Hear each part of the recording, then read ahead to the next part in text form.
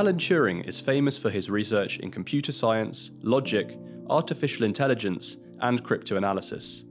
Less known is his groundbreaking work in theoretical biology. In 1952, he published the so-called Reaction-Diffusion mathematical framework, describing how biological patterns could autonomously emerge from interactions among chemicals.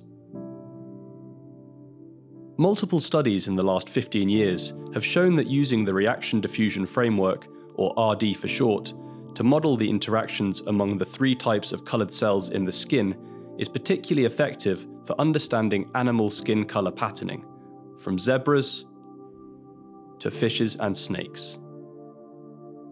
We recently revealed that individual scales of ocellated lizards shift colour from black to green and green to black throughout the animal's lifetime. Our new analyses indicate that RD also predicts unsuspected colour subclustering.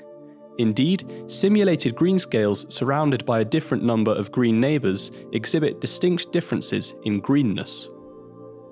Similarly, different levels of black are associated with simulated black scales surrounded by a different number of black neighbours. These differences of colour are subtle, and they are not visible with the naked eye. Surely, this result produced by a simple system of equations does not correspond to reality. Or does it?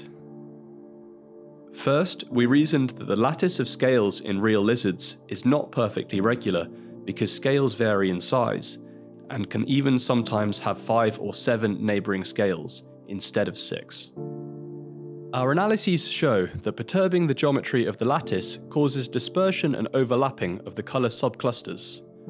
But strikingly, the exact colour of any scale remains strongly correlated with its neighbourhood configuration.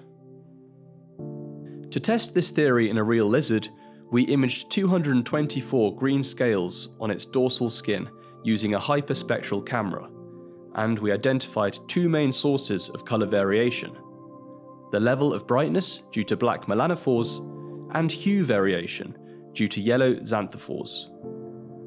Remarkably, Bayesian statistical analyses show that the brightness of real green scales indeed depends on their number of green neighbours. As the colour of skin scales is determined by their composition of chromatophore cells, the mathematical model predicts that the observed subtle variations of colour correspond to equally subtle differences in the positions of chromatophores within the skin. Using histology, we confirm this hypothesis by showing that green scales with more green neighbours are darker because their melanophores are closer to the epidermis. Note how these quantitative results are qualitatively perceptible by eye when comparing the left and right green scales with 1 and 4 green neighbours, respectively. To conclude, our analyses unambiguously demonstrate that reaction diffusion describes the dynamics of scale-by-scale colour change in ocellated lizards, but also correctly and quantitatively predicts unexpected subclustering of scale colours. Previously, the relevance of reaction diffusion in developmental biology has been disputed because it does not incorporate the myriads of cellular and molecular variables that underlie the development of an embryo. Our study helps alleviate this misconception by demonstrating that reaction diffusion does capture most of the underlying dynamical process and can even predict unobserved features of biological systems. More generally, our study shows that biology, despite its messy nature, can be efficiently and quantitatively investigated mathematically.